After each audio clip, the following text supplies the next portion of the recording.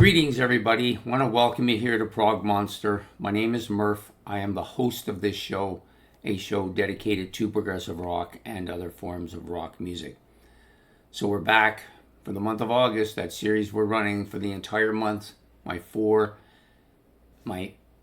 favorite 4 album runs. I always want to say 4 first for some reason. Yeah, favorite 4 album runs. This is August the 4th. This is ranking number 28. So this is my 28th band, and we're moved up to number 1 all the way.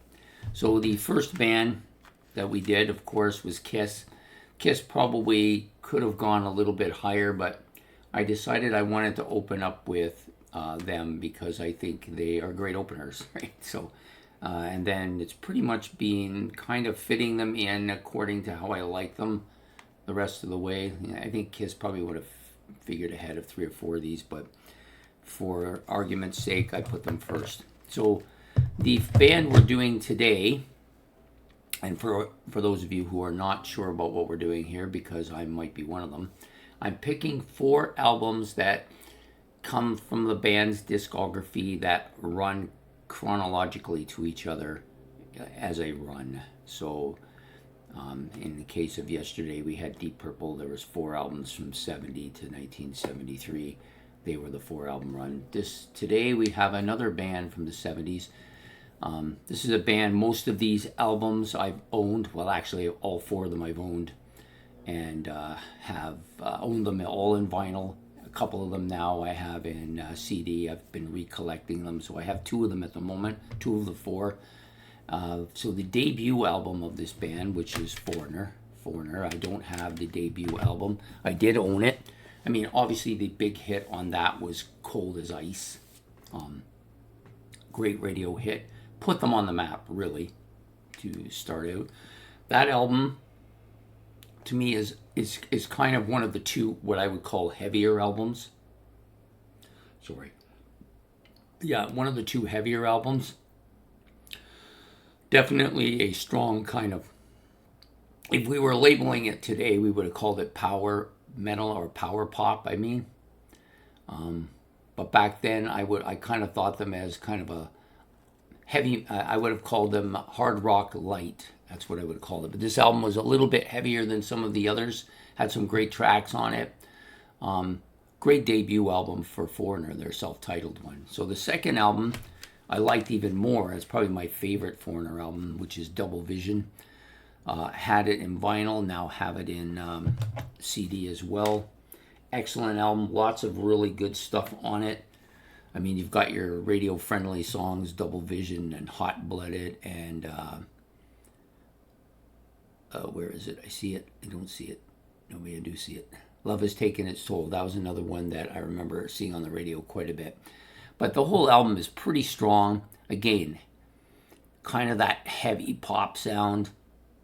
At the time, I thought of it as hard rock light again, this one.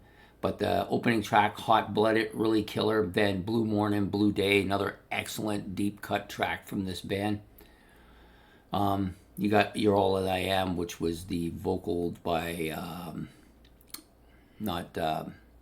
Christ, I'm drawing a blank here of both of them. Anyways, it was not the standard vocalist. This one, Mick. I think it was Mick. Mick did the vocals on this particular track. Yeah, Love Has Taken Toll, really good song as well. But Double Vision is the big track on this album for me. I absolutely love it. It's one of my favorite, if not my favorite, Foreigner track, and one of my favorite tracks of that time period for sure. And, you know, it's got some other stuff in here, some really good deep cut track. There's an instrumental, Tramontane, another good track. Yeah, just a strong album. I think it might be their strongest. They're still a 6-member band at this point. Then things started to change after. But the next album out, of course, is Head Games. This is an album I had going back, 40 years ago. At that time period, it was my favorite Foreigner album, with the title track, Head Games, being one of my favorites. And then, of course, the heavy song for them, Dirty White Boy, which was absolutely killer. Had some other deep cuts on there that were pretty good too. It's definitely an album I've been looking for. I'd like to get those first four. I like them a lot. After that, I have one other one later in the discography that is okay, but those are the first four are really the ones that I really wanted. So Head Games coming in there in the third spot. And then, of course, their famous Foreigner 4. Now they're down to just 4 members as they've trimmed the roster, so to speak. But this is a more of a pop album, more so than the other 3. Maybe a change in direction. Perhaps the reason why McDonald left the band, you know, he didn't like the pop direction so much. So anyways, but you know, you got Jukebox Hero and Urgent on here, and Waiting for a Girl Like You, all 3 fairly big hits for them. Definitely radio-friendly songs. The album itself is overall quite a bit poppier than the predecessors. This, of course, was produced by Mutt Lange and Mick Jones. Mick Jones was the singer that I had forgotten from the last time. Yeah, just really solid. The biggest strength of Foreigner, of course, is their catchy riffs, lots of hooks on all 4 albums. The lead vocalist, who I am completely drawing a blank here, and that's bothering the crap out of me, so I'm just going to look it up. I do not know why my memory sometimes does not pick things up. Of course, it's Lou Gramm. I don't know what I was trying to remember, but I couldn't remember it. Anyways, Lou Gramm doing the vocals predominantly for all 4 albums. Main vocalist, absolutely unique voice, great sounding voice, pop giant voice if you want to call it. And then, you know, Mick Jones doing vocals here and there on some of the tracks. He's okay. He's very more poppy, very more high-end, mainstream type of voice. Nothing outstanding, no inflections, nothing distinguishable really. But not a bad voice, but pretty much dominated by the vocals of Lou Gramm, which I think are the main aspect of Foreigner's music. And then some of the heavier riffs, which I really like. Even some of the poppy stuff with all of its catchy hooks and stuff is really quite good. And this album probably encapsulates that kind of feeling, Foreigner 4. I do like the cover as well. I think it's the best cover of the 4, even though it's just a simple 4 with a kind of almost like a radar thing going on there. But, you know, strong band for that time period for me, when in the late 70s, early 80s, when I was exploring music in all directions. This was one of those bands that encapsulated me. I would have said that if I had been really thinking about it strongly back then, I probably would have put this as a top 10 band of that time period. Not so much now, there's so much other stuff that I like more. But those first 4 albums are greatly memorable.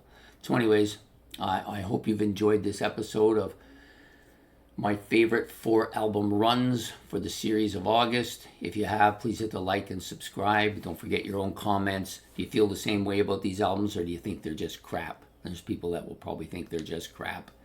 There's some people that will absolutely love them. It depends on what end of the spectrum you're on. I know that there's people on this channel that love that kind of poppy end of the spectrum, and then there's others that like the more progressive, heavier end of the spectrum, and then there's a lot of people who I think, like most people, fall in the middle, like a little bit of both. I tend to be more of that kind. So anyways, don't forget the notification bell, and we'll see you here tomorrow, day 5, or yeah, August the 5th, for our next pick in the series of 4 albums that had 4 bands that had great 4 album runs for me. So take care and have a good one. Bye.